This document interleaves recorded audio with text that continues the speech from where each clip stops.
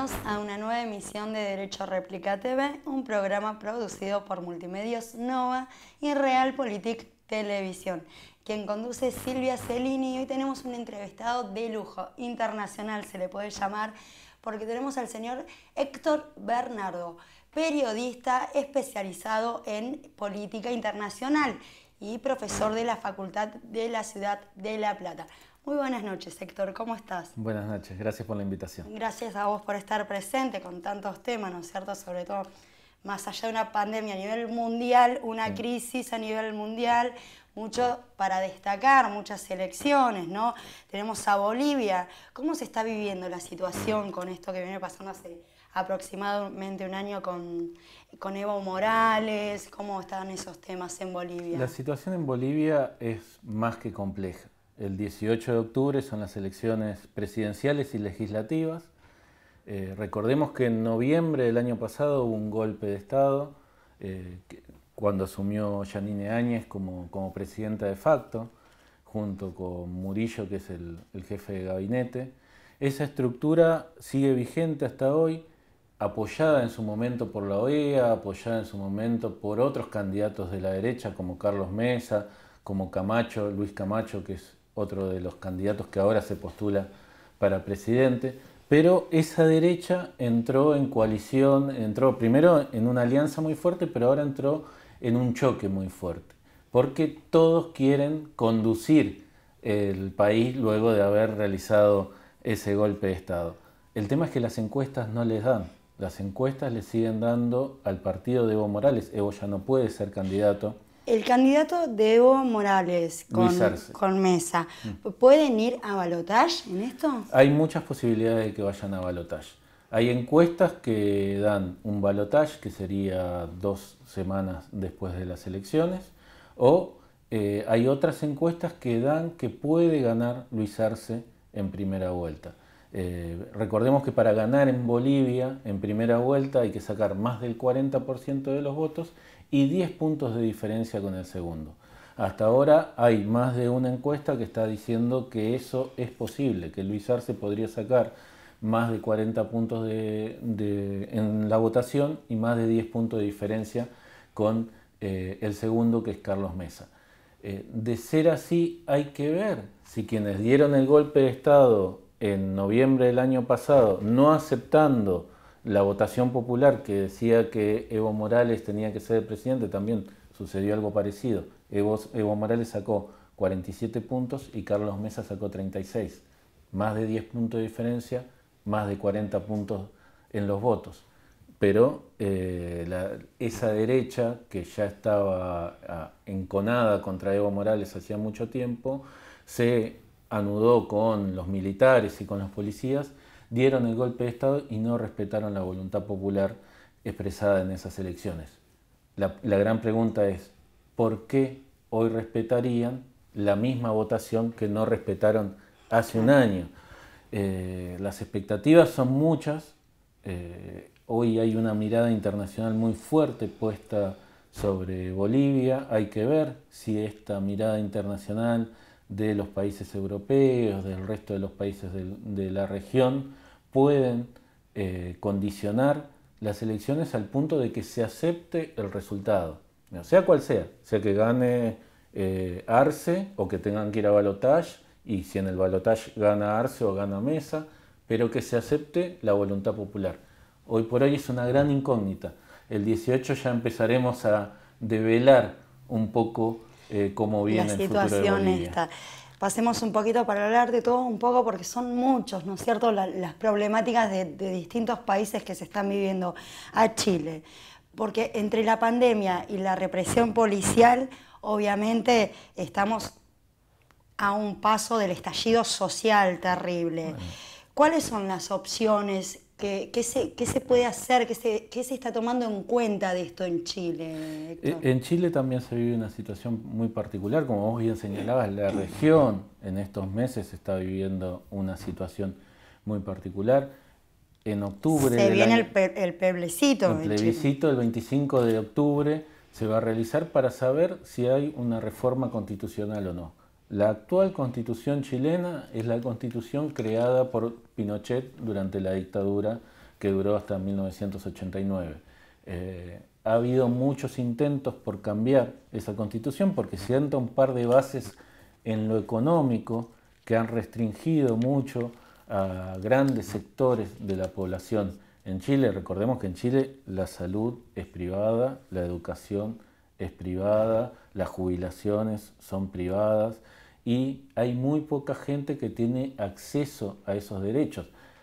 Amigos chilenos me han contado, y seguramente a muchos que conocen gente de allá se lo han contado, uno se puede morir en la guardia de un hospital si no tiene el dinero para pagar lo que le tienen que hacer, la intervención que le tienen que hacer, o la forma de garantizar que luego de esa intervención va a poder pagar los costos de ello. La educación es totalmente restrictiva. No es como en Argentina, que tenemos un alto nivel de educación pública. En Argentina somos beneficiarios de no solamente escuelas públicas, facultades públicas, hospitales públicos y muchas otras cosas que del Estado nos brindan muchas posibilidades, ¿no es cierto? Es uno de los pocos países que... Sí, en el caso de la universidad es fundamental. Y en el caso de Chile, las universidades, cuando uno quiere ingresar a la universidad, tiene que pagar el costo de su carrera. Para ello, muchos sacan préstamos en un banco, que nunca ven ese dinero. No es que el banco le va dando la cuota mensual para pagar... Les va pagando la matrícula sino que escolar. directamente el banco paga la totalidad de la carrera. Y claro, el chileno queda endeudado con el banco. Si después abandona la carrera, porque como pasa con muchos chicos de 18, 19 años que empiezan a estudiar medicina, abogacía, educación física o la carrera que hayan elegido, después dicen, no era la carrera que me gustaba, siento que no me da la cabeza para esta carrera, o que no puedo, es muy difícil. Tema Peblecito, siempre me trago en esas palabras, ¿viste? Es normal, ya la gente me acepta y adoptó con mis trabas en el programa. Sí, no es una palabra fácil. Tema complicado también porque venimos hablando de Chile justamente y esto está aproximadamente en octubre ya. También, el 25 de octubre, la gente va a votar si quiere seguir con la constitución creada durante la dictadura de Pinochet o si quiere modificarla. También ahí se va a votar quién modificaría esa constitución. En caso de que gane el sí para modificar la constitución, se va a ver si la modifican los legisladores existentes actualmente en Chile, los diputados y senadores, o si se eligen una comisión, un grupo nuevo de constituyentes para modificar esa constitución. Sería fundamental si gana el sí, porque modificaría casi toda la estructura de Chile, esto que veníamos hablando, de la educación, de la salud. Una nueva constitución puede modificar toda esa estructura y puede darle a Chile un nuevo futuro. O los chilenos pueden elegir continuar como estuvieron hasta ahora. Pero lo cierto es que, como bien señalaba, el año pasado hubo un estallido social muy fuerte en Chile contra estas medidas, contra esta lógica, esta estructura política y económica, y más de 1 millón de personas salieron a la calle a pedir que haya un cambio. Igualmente sigue la represión policial muy fuerte en Chile.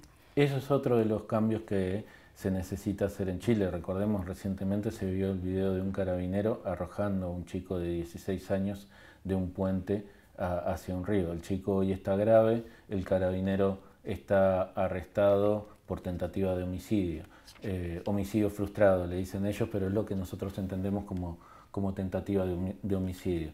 La represión de los carabineros es terrible. Durante las manifestaciones disparaban las balas de goma, pero a la cara de las personas, dejaron ciegas a muchas personas, otras perdieron uno de los ojos, pero muchas perdieron los dos. Realmente son instrumentos que se supone que no tienen que causar tanto daño, por eso se usan balas de goma en caso de que sea necesaria una represión. Sí, igualmente por ley tampoco va a la cara, o sea, si es para una represión, por un estallido social, como venimos hablando, va al cuerpo y de la cintura para abajo en las partes íntimas. O sea, si nos pasamos a la ley de las balas de goma, es así. Tal cual, y en este caso se vio que era un modus operandi porque hubo más de 300 personas que perdieron uno o los dos ojos. Entonces no fue un accidente que un carabinero disparó a la cara, sino que era una lógica que utilizaron en gran medida todos. Vamos a pasar un poquito a Ecuador. Ecuador, lejos quedó la elección de Lenín Moreno.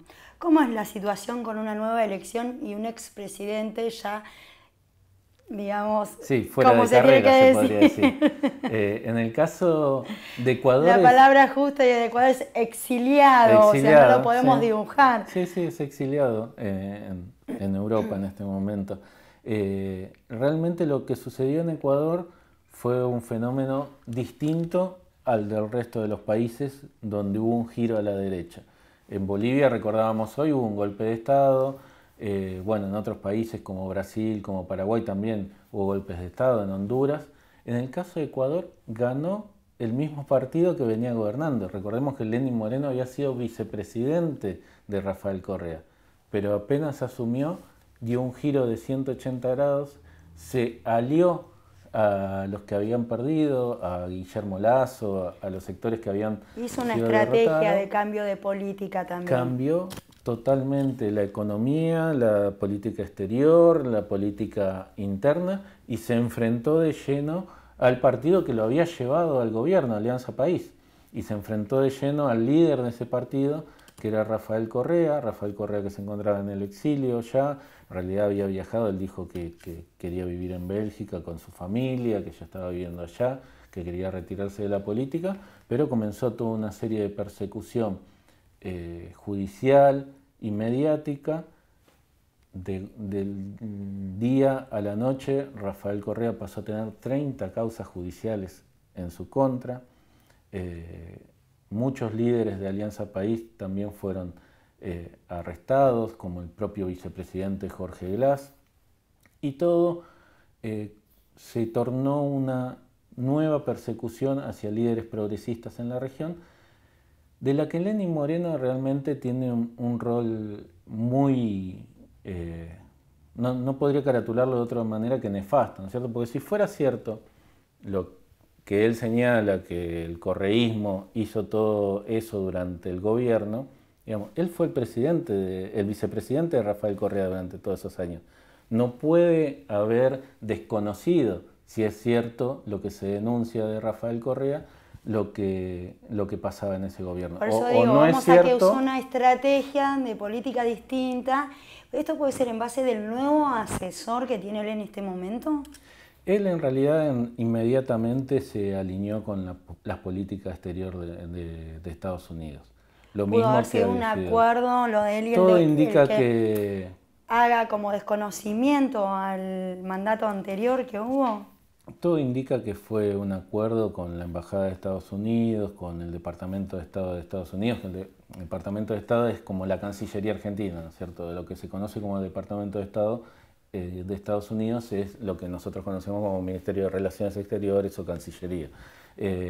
Lenín Moreno evidentemente tuvo un acuerdo, un alineamiento con esos intereses. Rápidamente dio vuelta la política exterior 180 grados, entre otras cosas. Julian Assange, el periodista creador de Wikileaks, estaba asilado en la Embajada de Ecuador en Londres, y él lo expulsó de la embajada entregándoselo a Estados Unidos, que estaba reclamando, en realidad entregándoselo a la justicia británica, y ahora posiblemente sea extraditado a Estados Unidos. Empezó a votar distinto en los espacios de relaciones internacionales, la ONU, la OEA, los distintos espacios de integración. Empezó a votar distinto a cómo venía votando su partido durante todos esos 10 años.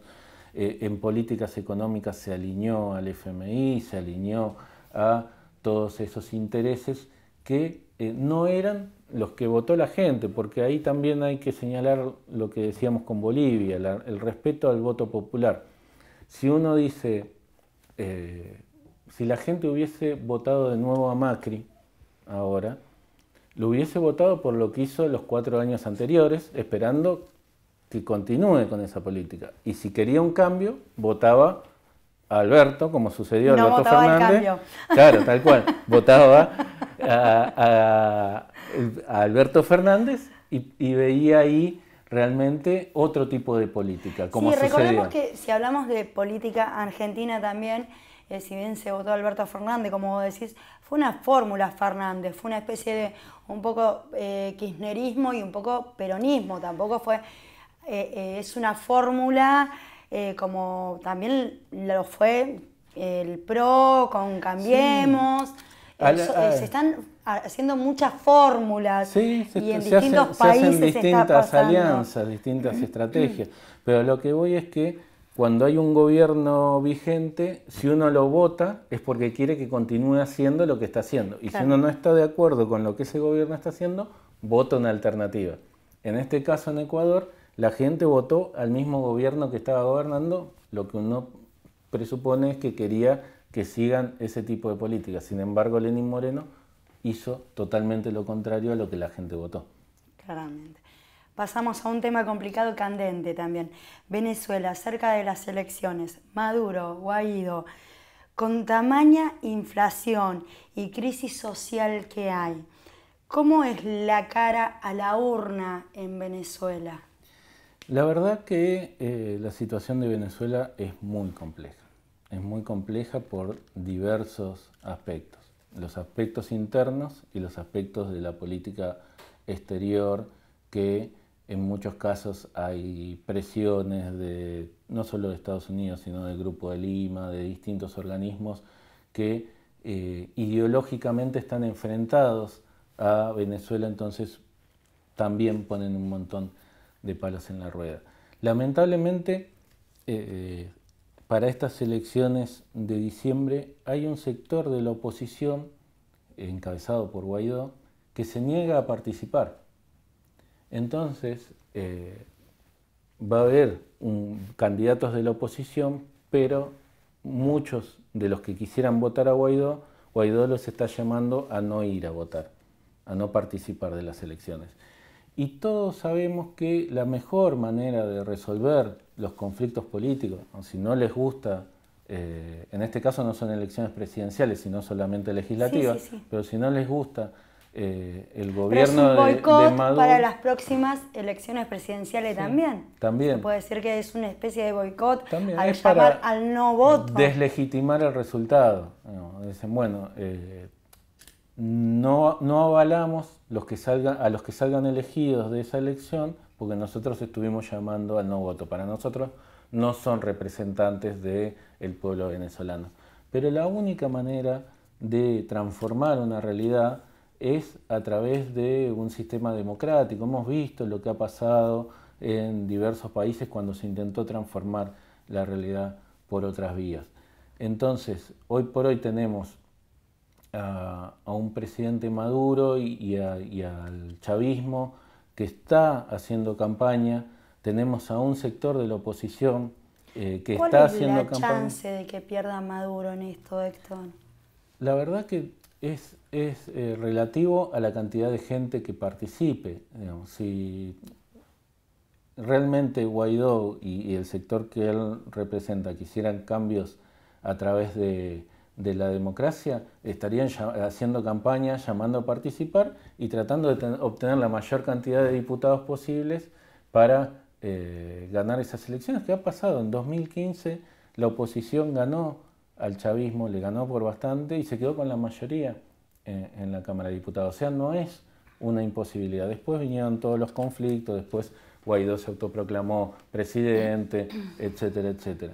Pero si no es a través... Y a todo esto, el funcionario de la sociedad, de la gente, ¿no? Que es un juego para la gente. Tal cual. Y bueno, en ese caso, digamos, el chavismo hoy por hoy tiene una fuerza grande y si además no participa un sector de la oposición, lo más probable es que la mayoría de la legislatura quede en manos del chavismo por el voto popular. Habría que ver si la oposición quisiera participar democráticamente, si tiene realmente la estructura y la capacidad para ganar esas elecciones. Lo cierto es que también en esa derecha ha habido enfrentamientos internos y, por ejemplo, Capriles Radonsky, que es un candidato que en otros momentos fue candidato a presidente por la oposición y es uno de los líderes de la oposición, ha dicho que lo que hace Guaidó de llamar a no participar de las elecciones es un gran error y que lo que hay que hacer es ir y tratar de ganarle a Maduro en las urnas. Claramente. El ojo del mundo, Estados Unidos, Trump, Biden. Tengo un tema con esto, porque hay una parte donde se dice que la pandemia le jugó a favor y hay otra parte donde se dice que la pandemia le jugó en contra al presidente yanqui. ¿Vos esto cómo lo ves? La verdad que las encuestas señalaban que la pandemia le había jugado en contra, sobre todo porque él subestimó los efectos de la pandemia y de hecho él salió recientemente en una entrevista diciendo bueno, que se había equivocado, que no había dicho incluso toda la verdad de lo que él sabía, de cómo era, cómo estaba afectando la pandemia a los estadounidenses para no generar pánico. Justamente ayer salió que el asesor también y los que iban en el avión privado les dio positivo. Bueno, él y su mujer, hoy por hoy tienen coronavirus y están aislados. Y también tuvo muchas críticas que en las zonas del positivo de él salió levantando las manos con alegría, más allá que es una pandemia desconocida, porque sigue siendo una pandemia desconocida para el mundo. Yo creo que no solo un presidente, sino cualquier ser humano, hasta con una simple gripe o resfriado, no tiene ese cuerpo, esas ganas, esas garras, tiene ese caimiento de decir tengo algo, de tirarte. Él es como que lo reanimó a levantar las manos y creo que esto fue muy criticado en Estados Unidos y en todo el resto del mundo. Es que en realidad las acciones de Trump, como de otros líderes parecidos a él, como Bolsonaro o Boris Johnson en el Reino Unido, son muy cuestionadas, pero uno no termina sabiendo si eso que aparece cuestionado en los medios de comunicación y que a mucha gente le parece terrible, no termina consolidando el voto de quienes lo apoyan. En el caso de Bolsonaro uno ve que a pesar de todas las barbaridades que hizo, cada vez las encuestas le dan mejor. Y en el caso de Trump también pasa algo parecido. A pesar de todo, al principio decía la pandemia, las encuestas indicaban que la pandemia le había bajado la intención de voto, el mal manejo de la pandemia, ¿no es cierto? Y ahora su voto parece bastante consolidado. Lo otro que hay que tener en cuenta es que el sistema de votación norteamericano es muy particular, muy distinto al nuestro. Es a través de un colegio electoral, donde cada estado tiene una cantidad de electores y lo importante es ganar los estados porque el candidato se lleva a todos los electores de ese estado. Y quien más electores junta es quien termina siendo presidente, no quien más votos junta. En las elecciones pasadas, Hillary Clinton sacó cientos de miles de votos más que Trump. Y sin embargo, Trump sacó más electores y fue presidente. En el 2000 había pasado lo mismo con Bush, que había sacado muchos votos menos que su rival y salió presidente igual porque ganó más electores. En este sentido es muy difícil saber qué va a pasar en Estados Unidos. Pasó en las elecciones pasadas, lo decía recién, todas las encuestas decían gana Hillary Clinton, gana Hillary Clinton, gana Hillary Clinton. Sí, tuvo más votos, pero la realidad es que tuvo más electores, ganó más estados clave Trump y salió presidente Trump. Y en todo esto, ¿cómo serían las medidas económicas del candidato que gane las elecciones? ¿Qué crees que medidas económicas pueden llegar a tomar? Bueno, son dos candidatos que tienen propuestas bastante distintas, porque los demócratas y los republicanos, y en especial dentro de los republicanos, Trump tiene una política mucho más proteccionista, mucho menos globalista, mucho más de imponer también y de entrar en una guerra comercial con China, lo cual hasta ahora no le ha dado buenos resultados. China sigue creciendo y Estados Unidos no ha encontrado la forma de pararlo. Antes, por solo dar un ejemplo, hasta hace poco Estados Unidos era el principal socio comercial de Europa. Hoy ya no. Hoy el principal socio comercial de Europa es China. y así China sigue avanzando en cada región, en África, en Medio Oriente, en América Latina, y Estados Unidos no encuentra otra forma de parar ese avance económico, porque no es militar, sino económico de China, si no Sí, es productivo también. tal cual, si no es a través de la imposición de medidas a países que suele someter, en algunos casos a través de un golpe, en algunos casos a través de presiones económicas. Entonces, lo lógico sería que Biden tenga una política más parecida a la que tuvo Obama, que tiene que ver más con la liberalización de la economía, incluso la propia economía norteamericana, y de continuar Trump seguirían las medidas de proteccionismo hacia su industria y de tratar de cooptar Y buscar otra mercados logística en la extranjeros. tecnología y en las producciones, ¿no es cierto? Para poder avalar un poco esto de que China está subiendo el mercado terriblemente. Hoy por hoy Estados Unidos la carrera tecnológica la está perdiendo con China y bueno, no le han encontrado la vuelta. No sé si alguno de los dos candidatos podría encontrársela. Argentina, mi país. Argentina, ¿dónde quedamos parados en las negociaciones de todos estos países anteriormente nombrados? Bueno, Argentina está en una situación muy particular en la política local y en la política exterior. Recordemos que hubo un proyecto político hasta 2015, un giro de 180 grados de 2015 hasta 2019. Más o menos, para que se den una idea, como el que di yo en el auto hace un mes. Sí, bueno. Un giro así. Y así siguió girando. Como seguiste girando vos, siguió girando Argentina, que ahora vuelve a políticas parecidas, no iguales, parecidas a las anteriores a 2015. Lo que sí, el contexto actual es distinto. Hasta 2015, durante el kirchnerismo, había otros países con los que Argentina se podía aliar fuertemente y otras estructuras de organización internacional. Estaba Brasil, conducido por Dilma Rousseff y por Lula, estaba Ecuador, conducido por Rafael Correa, estaba Bolivia, conducido por Evo Morales, estaba otros países en Centroamérica, y bueno, México se perfilaba para dar un giro, que lo terminó dando con la aparición o con el triunfo más que con la aparición, porque ya venía con distintas elecciones, Andrés Manuel López Obrador. Pero en la actualidad, muchos de esos países con los que se había creado la UNASUR, con los que se había fortificado el Mercosur, con los que se había creado la CELAC, hoy cambiaron de forma política, cambiaron de ideología política.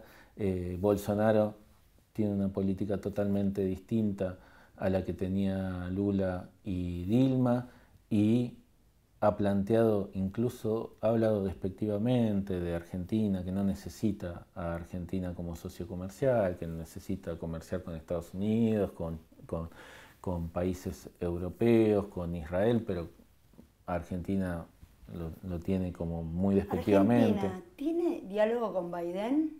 Argentina tiene diálogo con todos los presidentes en este momento. De hecho, bueno, recientemente Felipe Solá tuvo una reunión con el embajador norteamericano en Argentina, y lo que ha hecho, a excepción de lo que pasó con el gobierno de Macri en los primeros años, que ese fue uno de los errores que se les suele marcar al macrismo, cuando era la elección en 2016, la elección para presidente de Estados Unidos, Macri y su canciller Malcorra salieron a respaldar fuertemente a Obama. Eso fue un gran error, porque además Obama, el candidato de Obama en ese caso, que era Hillary Clinton, eso fue un gran error porque Hillary Clinton ganado perdió. Si fuera por cuestión de votos, claro. Hillary Clinton. Pero en realidad lo que le conviene y lo que está haciendo Argentina es no meterse. no meterse en las elecciones norteamericanas, es decir, nosotros vamos a respetar la decisión popular norteamericana y después trataremos de tener buenas relaciones con quien sea elegido presidente. Si sigue Trump, buscaremos tener buenas relaciones con Trump. Si gana Biden, trataremos de tener buenas relaciones con él. Eso es lo lógico que debería hacer un país respetando la voluntad popular, sobre todo en una gran potencia con la que es inevitable tener buenas relaciones. Nosotros tenemos un gran comercio con Estados Unidos. A veces es difícil porque Estados Unidos siempre intenta imponer su voluntad y incluso nos lleva o nos reclama no negociar con otros o nos pide no negociar tanto con China, no negociar. Pero la realidad es que Argentina debe negociar con Estados Unidos lo que le convenga negociar, con China lo que le convenga negociar con China, con la Unión Europea lo que le convenga negociar Tener la con la Unión democracia de Europea. decidir y elegir qué le conviene negociar con cada Tener uno de estos tener la países. libertad más allá de quién gobierne en cada uno de esos países. Si ganan los demócratas, se negociará con los demócratas, si ganan los republicanos, con los republicanos. No es una cuestión de decir, no, si ganan los demócratas, no, porque nosotros queremos negociar con Trump. No, digamos, respetar la voluntad popular, respetar la voluntad de los norteamericanos y después tratar de tener una relación justamente de mutuo respeto, que eso siempre ha sido difícil porque Estados Unidos siempre ha visto de la región como su patio trasero y, como se suele decir, uno en el patio trasero hace lo que quiere. Si quiere plantar una planta, la planta, si la quiere quitar, la quita, si quiere poner cemento, pone cemento y nadie le puede decir nada. Estados Unidos ha visto así históricamente a esta región y no le gusta que nadie se pare de forma independiente a decir lo que piensa. Te voy a elegir dos preguntas fundamentales, creo. Te las hago las dos juntas porque se nos termina el programa, pero para hacerlo más rápido, te contestás como te parezca la mejor. ¿Se podrían adoptar medidas en los países sudamericanos para resguardo de recursos en la crisis? ¿Resguardo de recursos de qué tipo? De las crisis económicas, por ejemplo, para no ampliarla tanto y tener un fundamental punto, vamos a las crisis económicas. Habría que primero consolidar la matriz productiva de nuestros países, ¿no es cierto? Nosotros hoy por hoy estamos en una situación muy compleja, tenemos que salir de un estancamiento económico que viene ya desde hace años, tenemos que generar más producción. Hay una medida interesante que tomó el gobierno, vamos a ver si es efectiva o no, que es quitarle retenciones a las exportaciones industriales, o sea, las exportaciones que tienen valor agregado, lo cual sería importante para tratar de exportar más. Mientras más exporte, más fábricas puede haber, más contratos, más personas pueden estar contratadas, más dinero circulando y puede empezar a crecer la economía. Hay que primero reactivar la economía, hay que construir una alianza regional muy fuerte con respeto a los otros países. Hoy por hoy la región está muy lejos de eso y construyendo una alianza regional muy fuerte, que era lo que se pensó en algún momento con la UNASUR o con la CELAC, se puede llegar a consolidar ahí un resguardo, como vos bien decías, para enfrentar de conjunto la crisis. Hoy nosotros tendríamos que estar enfrentando como región la pandemia. Tendríamos que estar tratando de fabricar nuestros propios respiradores, de fabricar todos los insumos que necesitamos para enfrentar esta pandemia y de que si se llega a producir la vacuna, toda la región pueda tener acceso a eso. Nombraste el Mercosur recién hablando, ¿no es cierto?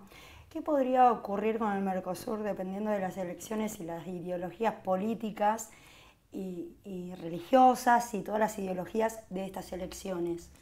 Hoy por hoy el Mercosur está en franco descenso.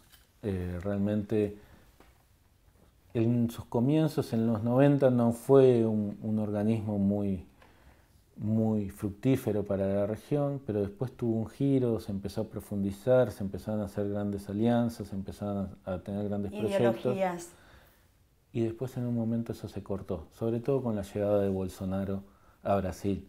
Digamos, siempre. Brasil es el país más importante de la región, eso es inevitable, más allá de que futbolísticamente muchas veces nosotros nos querramos sentir. Son nuestros aliados económicos. Pero es el país más importante por cantidad, por producción, por tamaño, por cantidad de habitantes incluso, por PBI. Entonces, lo que haga o deje de hacer Brasil nos va a influir muchísimo. Lamentablemente hoy Bolsonaro, como decía, tiene la mirada puesta en otro lugar, habla muy despectivamente, no solo de Argentina, sino de toda la región, y si no hay un giro en Brasil, es muy difícil reactivar un espacio como el Mercosur. Cortita, ¿sí o no? ¿Se pueden llegar a suspender estas elecciones por el nivel de la pandemia en los otros países? En Bolivia ya se intentó suspender, de hecho se suspendió 3 veces, ya creo que no, porque la gente quiere que se vaya, hay una dictadura y quieren que se termine de una vez por todas, gane quien gane, pero que sea un gobierno democrático. Y en Ecuador la situación está muy compleja, no creo que se suspenda, y en Chile también se está hablando de ver cómo se va a hacer para organizar la votación, pero no habría manera de que se suspenda el plebiscito. No se suspendería. Muchísimas gracias, Héctor, por informarnos en todo esto, lo internacional, en el mundo, lo que está pasando, ¿no es cierto? Y Argentina en el mundo, digamos, donde quedamos parados. Nos quedaron temas pendientes, ya los vamos a volver a tratar y vamos a ver qué es lo que pasa después de este año electivo, no solamente en estos países, sino también el año que viene en Argentina, elecciones legislativas. Así que eso fue todo. Agradecemos a Joyería Evans, como siempre, gracias por los obsequios. Hoy no pude lucirlo, pero me mandaron un reloj impresionante que me encantó. Lo vamos a lucir en el próximo programa.